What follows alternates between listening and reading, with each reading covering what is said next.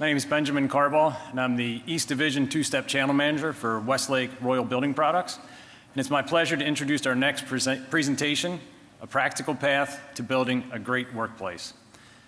In a market where hiring is tough and turnover is costly, swag, perks, and pizza parties only go so far. PARR Lumber, ranked number 8 on the LBM 100 and consistently recognized as a top place to work in its marketplace, has taken a different path. A practical, people-first model that reveals risks and highlights talent. Our speakers are Carl Moyer, Director of People Operations, and Michelle Rose, Vice President of People. In A Practical Path to Building a Great Workplace, they'll show how to anticipate critical variances, prepare successors, and develop future leaders. This in an effort to protect continuity and retain high performers. You'll leave with actionable tools and a clear 90-day plan to strengthen your bench and help employees see a better future within your company. Please join me in welcoming Carl Moyer and Michelle Rose to the stage.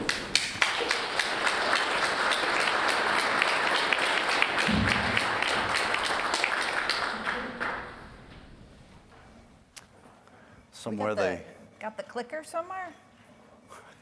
we can start without it. Yeah, certainly it would be great, but, anyway, hi, while we're hanging out. Thanks for having us. PARR Lumber is, 95 years old right now? But really it's in that past 7-10 years that we've experienced explosive growth. We wanted to protect ourselves a little bit from some of the challenges in our industry, so we branched out into, instead of straight lumber yards, we've now got truss and door and millwork and cabinets. So we've kind of, branched out a tiny bit, and it's made things a lot safer for us. And we've got about 1,300 employees right now in Oregon and Washington. How does this work? And so Carl and I have been evolving a lot of the people operations functions that we do, and that's kind of what we wanted to talk about. You wanted to add anything before we get going? Now we just need to figure out how that works. Yeah. There we go. Oh, there we go. Okay, so this is not a mystery for a lot of people, right? 72% of top LBM dealers say hiring and retention is their #1 challenge, and that is true. And I can tell you, I'm relatively new to this industry. I came from beverage distribution and large-scale baking and high-tech. This is the #1 concern of all companies anywhere I've ever worked, is being able to hire and retain talent. It's just one of the trickier things. Any of you guys experience anything along these lines? Any pain points here for you all? Show of hands, hiring is a challenge. Yeah, and hanging on to that talent once you get it. Everything that Chris and Teresa talked about is critical, right? You're always good. You're never going to hear salespeople say, these are not good ideas. We've got to have all of these things. And they did a terrific job of talking through the value of benefits, health plans, PTO, listening to your employees and doing all that stuff. These are all table stakes. We have to have these, but these are not sufficient. There needs to be another step, one more. Right there? One more. Oh. May I? Yeah, go ahead. These things don't help when your best driver leaves. When your top salesperson retires, it's not enough to have a good benefits plan. We need to have a second step. So we know that a workplace is truly wonderful when nobody panics when a star leaves, and I've seen this happen so many times. Like, what are we gonna do? How are we gonna replace this guy? He was critical for us. And people can see a future for themselves at work, and these things fluctuate over time within our careers. There are times when, like in my 30s, I was making humans. I made 3 little humans, and that was my focus of my job. I wasn't really interested in getting promoted, but these things fluctuate over time. As my career progressed, I wanted to see I had a future, that there was a place for me to grow into. Possibly, I wasn't sure. Lots of different ways people leave, right? We've all seen a variety of these things. Retiring salespeople, competition is a big factor for us in the Northwest, as I'm sure it is for a lot of you as well. We now, I've been at PARR for 11 years. Now in the last year, competition is luring our people away. That has never happened to us before. We have people leave for reasons beyond their control. If they have family issues that force them to move. We lose good people because of, and that don't want to leave, right? All these different reasons. The biggest thing that our surveys have told us is that our newest people leave because they don't see a future at PARR. And that is shocking to us when we learn this, because our CEO started at PARR as a truck driver. And we know how much we hire from within, and we know how much we love our people, and we promote our people, and we develop our people, but people don't see it, right? So there's a specific tool we want to talk about. Yeah, how many of you guys have used a 9-box for succession planning? Like, hands up? Yeah. I mean, it's not it's been around since the 70s. We actually use 2 different 9-box. One really looks at the talent, the individual talent, their contribution to the company versus their potential for leadership growth. So that's one of the 9-box. The other one that different companies I've worked for, this is a little more rare. The second 9-box is the impact of somebody's loss versus the risk of their loss. So those are the 2 things. We're really assessing the vulnerability of your org chart and really trying to figure out, where are we going to get pantsed if somebody leaves tomorrow? I don't want any surprises. Like, we got to get this figured out. And then the other one is, what do we do with the talent we currently have? We just promoted a woman who was at one of our smaller yards. She moved to one of our bigger yards in a very recent promotion. And when we were talking about this individual, I was telling the team, she will be promoted eventually, probably pretty soon, either within our company or outside of our company. It's our choice. So we're going to lose her if we don't make use of this talent. So those are some of the things that we're looking at. So let's take a look at the tool. Really straightforward, as Michelle said. 9-box, 2 criteria. We're going to look at the risk of loss criteria first. On the one axis is, are they likely to leave? That's the vertical axis. Low, medium, high. Very simple, very ballpark estimate of what is the risk we're going to lose this person. On the horizontal axis, it's what's the business impact of the loss? And this one's trickier. We'll talk about this one in a second. Going to use somebody that most people have some familiarity with. We're going to talk about Michael Jordan for a second. At 3 different parts of his career. When he started with the Bulls, he signed a 7-year deal, and so his risk of leaving was very, very low. Literally couldn't go anywhere, right? So we put him in the bottom, risk of loss. Now his business impact, we all think of Michael Jordan now as a big shot superstar, but at that time he had not actually delivered any business. And you may have some people that you think about like this. People that you hire, you're really excited about them, you think they're gonna do great things, and probably they are gonna do great things. But right now, in the business impact, their impact is low, right? So then, a few years later, Michael Jordan, he's won 3 titles, he's renegotiated his deal, he's in year 5 of an 8-year contract, right? So he's clearly not going anywhere for a few more years. Sorry, Bradley. We didn't know that he was gonna leave basketball and go play baseball for 2 years, right? We put him on the low side, which illustrates one of the things about the 9-box, which is, it's our best guess. It's our estimate. We do the best we can. Sometimes we're going to be wrong. Sometimes we're going to put somebody in a low box and they leave tomorrow. But it's a numbers game, right? We want to do the best we can. We think he's not going anywhere. We put him in the low box. But his business impact is tremendous at this point, right? He's won 3 titles already. So he's a superstar performer. And then, obviously, a few years later, he comes back. He wins another couple titles. But he's on a year-to-year deal. He could leave tomorrow. Think about somebody that is near retirement. They're one bad day away from saying, I don't need this, I'm out of here. right? And if they're a superstar, if their business impact is high, then that's your one box, right? That's the person at the top, right? So first rule of 9 box is everything depends. It's not a person is in a spot always in their career. People move around. And we have to acknowledge that. We'll talk about that a little more. Yeah, can you go back to that? Like, Maybe. our numbers in the top row, they should be a little different there. But when we're working with our organizations, we say, look, if you're in, a 1, 2, or a 4 box, we need a plan. We got to have a plan in place. And are we gonna?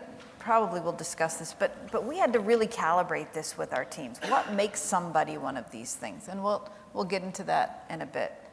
So what we usually end up doing is we give a spreadsheet, and right now it's in static spreadsheets. We're looking at a new HRIS system that's going to move all this. I mean, I heard earlier today, you want it all in one system. That's absolutely true. Static spreadsheets are horrible for this process. But we have managers take their best guess, and we say, okay, what do you think the likelihood of somebody leaving the company is? If they're over 65, you're immediately going to go into that at least second bucket. This is the least ageist industry I have ever seen in my life. It's like, you're 72, like, that's fine. Like, you still got 10 more years, right? Like, we're gonna keep this going. So we're never driving anybody out with this. I never worry about giving age data to our teams because they just aren't harmful with it. So if you are in a corrective action or something else is going on, you're automatically going to be zoomed up to a higher risk of loss. That impact of loss it's a bigger deal. People they confuse this. They say, my valuable person, the impact is going to be tremendous. We really have to be disciplined in thinking of this as, look, it's a high impact if trucks won't roll, if this guy isn't here. Like either someone's going to jail if they're not here, that my payroll people, honestly, look, we can run payroll without them, but I get a little sketchy about that. I worry about it. We value our payroll folks. So we really have to force people to think of this. We found managers have a braggy sense of pride when they have a high impact of loss. Like, my team's so valuable that if they left, we'd be in the toilet. Like, no, a good manager is going to have the lowest impact of loss possible. That's where we're driving this towards. Low impact is best for our teams. It keeps us the least amount of vulnerable. So the mission is to fill out your people. Right? Look at your leaders, fill out the 9 box, take a minute, do the work, assign their names, have a calibration session. That's critical. Your perception of somebody may not match the leadership team's perception. And when you have somebody, as Michelle says, in box 1, 2, or 4, we need to put a plan together. Do you have somebody in that spot? Do you have a salesperson that if they left tomorrow would devastate your business? We have a few salespeople at PARR that account for a significant percentage of our sales. We have to have a plan. We have some commodities buyers too that are absolutely essential. We would be so dead if we didn't have these guys. That's a vulnerability we can't tolerate. So risk and impact, it's going to let you know how big of a problem are you going to have if you lose somebody. So let's look at the next box. This one is a little bit easier in some ways. Contribution on the vertical axis. This should come straight from their annual eval. Presumably we do accurate, fair, tough evals. Somebody meets standards, they're on the middle row. And a superstar is on the top row, and a underperforming person's on the bottom row. Really straightforward on the contribution side. The trickier one is leadership potential. And so I want to use another basketball example and talk about Wilt Chamberlain and Larry Bird. Both absolute superstars in the field, right? One, however, so they're both in the top row. Clearly, contribution is very high. But when we think about leadership potential, there's a lot going on, and Michelle's on the next slide is going to look at the criteria for that. But at a high level, it's do they want to be a leader? Are they interested in management?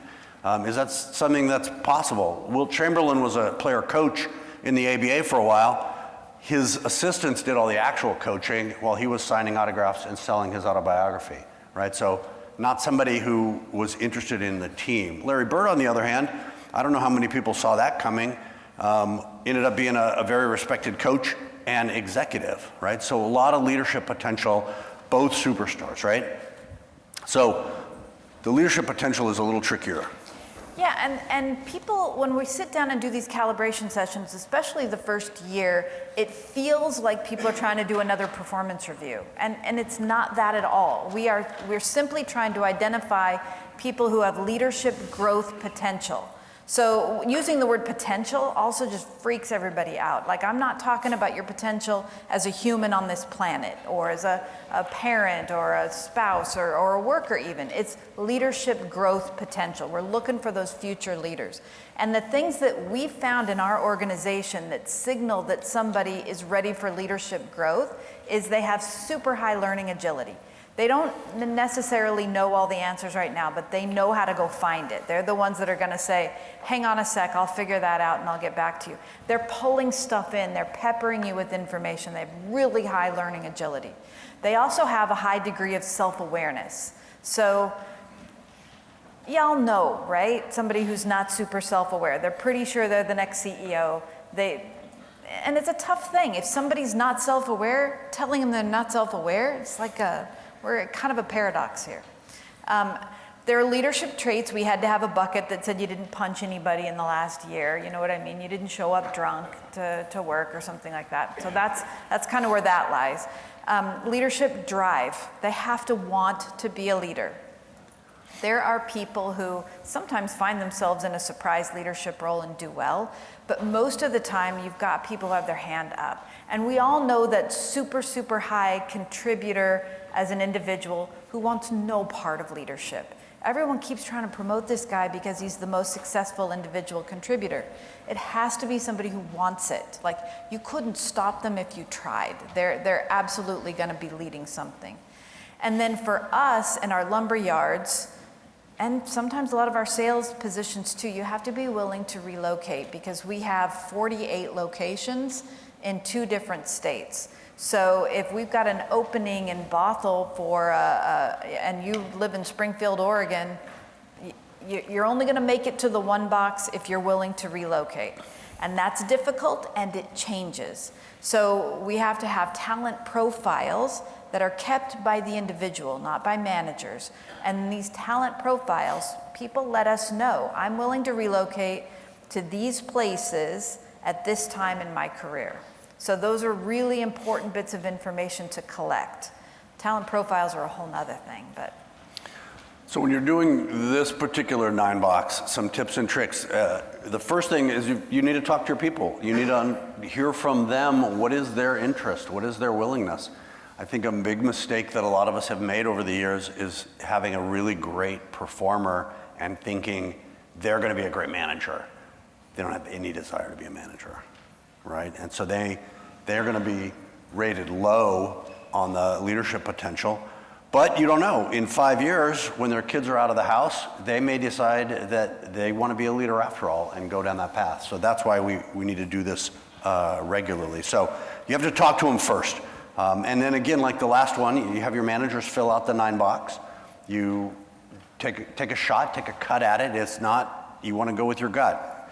Is their contribution high, low, their leadership potential, and then you get together as a management group and talk about it. Those sessions are always fun, lots of laughter, lots of good humor in, you think that person's great? Well, let me tell you what everybody else thinks.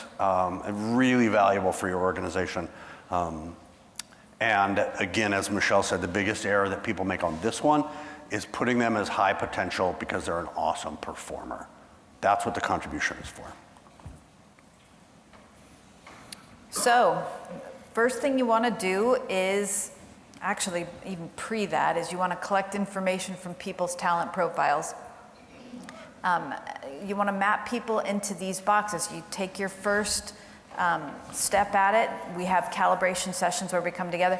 I've never had a calibration session where we didn't change 85% of the scores as we're sitting there. People change their minds when we talk through these things together with all leaders in a room.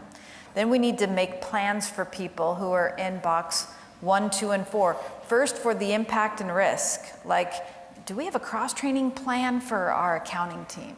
Do we, what are these things that create risk for us? We need a plan.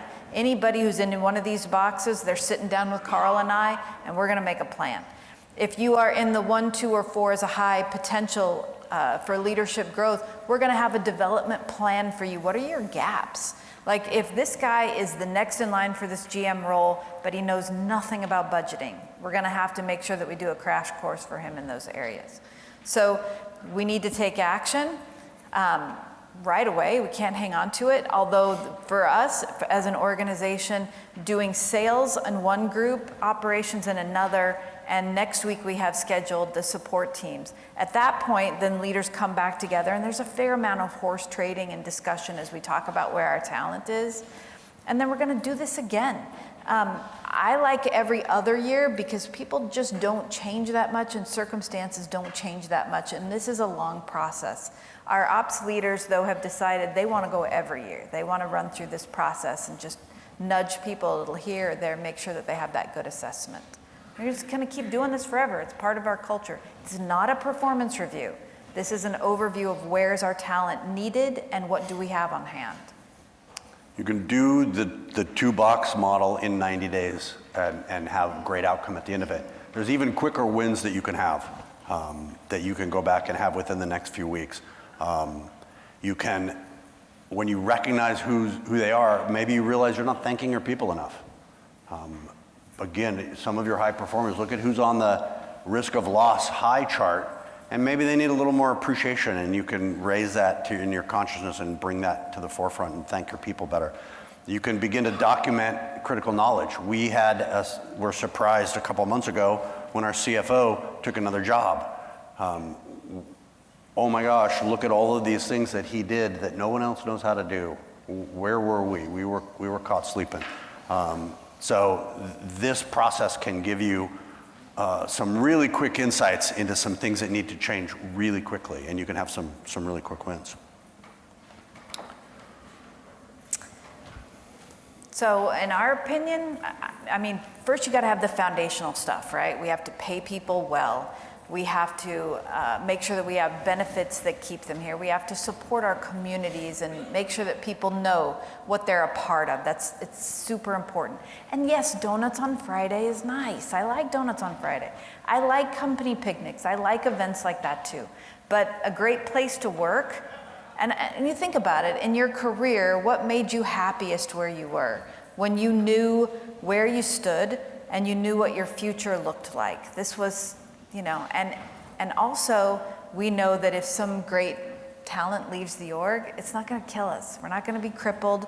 We're going to mourn that person. There's a bereavement when you lose talented people. Losing Justin, our CFO, it was tough because we love that guy and we want great things for him. So it's super, super important. But it's also nice to know we're going to be fine. That next board meeting, the next budgeting cycle, all those things that are in place, we're not going to miss a beat. We're going to be safe as an organization. We can happily say goodbye to those individuals and make sure that we stay connected forever. It's totally a great thing, but we're not going to be in trouble. What questions do you have for us? We got to have, nobody's had questions. So you got to break the cycle here. Somebody's got to have at least one question. Who's going to be brave? I'll go, I got one. Yeah. So once you identify somebody that doesn't have any reciprocity or backup or whatever, how do you keep them from thinking that you're going to replace them by having them train something? Or having people don't want to give up their secret sauce, are they feeling threatened? Do we run into that at all? Yeah, we've all known knowledge hoarders, right? Those people who hang on to that information because they think they make them more valuable. And I think in a case like that, we need to talk to that individual. We have, it's typical. I think every company's had people like this. Talk to them about what their aspirations are. We can reassure them, but let them know that, hey, there's other opportunity for you here in the organization as well.